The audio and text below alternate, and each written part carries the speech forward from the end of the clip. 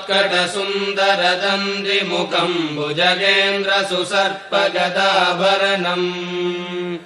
गजनीलगजेन्द्रगणाधिपतिम् प्रणतोऽस्मि विनायकहस्तिमुखम्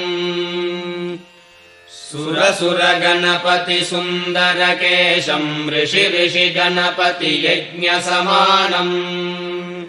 भव भव गणपति पद्मशरीरम् जय जय गणपति दिव्य नमस्ते गजमुखवक्त्रम् गिरिजापुत्रम् गणगुणमित्रम् गणपतिमीशप्रियम् करधृतपरशुम् गङ्गणपाणिम् कपलितपद्मरुचिम् सुरपतिवन्द्यम् सुन्दरनृत्तम् सुरचितमणिमकुटम्